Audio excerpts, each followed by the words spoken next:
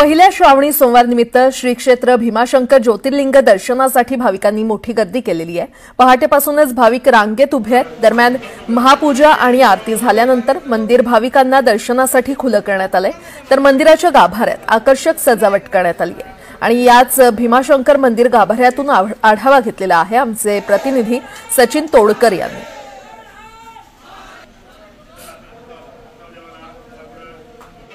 श्रावण महिन्यातील पहिल्या सोमवारनिमित्त 12 ज्योतिर्लिंगांपैकी एक असलेले श्री क्षेत्र भीमाशंकर नगरी सजली आहे। आपण या ठिकाणी आता पाहू शकताय श्री क्षेत्र भीमाशंकर मंदिराचा हा गाभारा आहे आणि या गाभाऱ्याला आकर्षक अशा फुलांची सजावट करण्यात आली आहे। खरं तर पहाटेची महापूजा संपन्न झाली आहे, पहाटेची महाआरती संपन्न झाली आहे आणि या ठिकाणी मंदिर भाविकांना दर्शनासाठी खुलं करण्यात आले।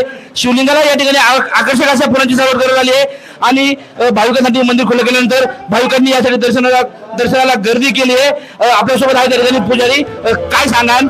श्रावणी सोमवार आहे आणि आता भाविकांनी दर्शनासाठी गर्दी केली।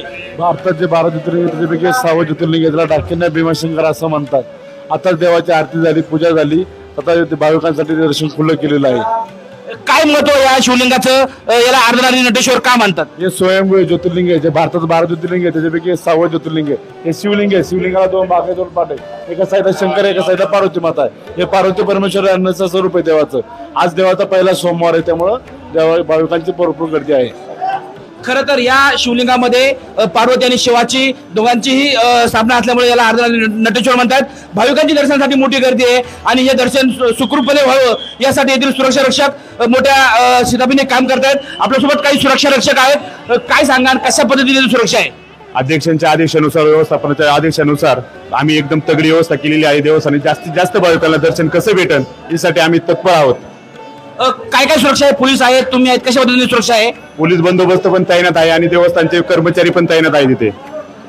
खरं तर पहाटेची महापूजा आणि पहाटेची महाआरती झाल्यानंतर या ठिकाणी श्री क्षेत्र भीमाशंकराचं मंदिर भाविकांसाठी खुलं करण्यात आलंय। चांगल्या सुरक्षेमध्ये या ठिकाणी भाविकांचे दर्शन होण्यासाठी या ठिकाणी देवस्थान ट्रस्टने सर्व सुविधा आणि सोयी केलेल्या आहेत। सचिन तोडकर, न्यूज 18 लोकमत, श्री क्षेत्र भीमाशंकर, पुणे।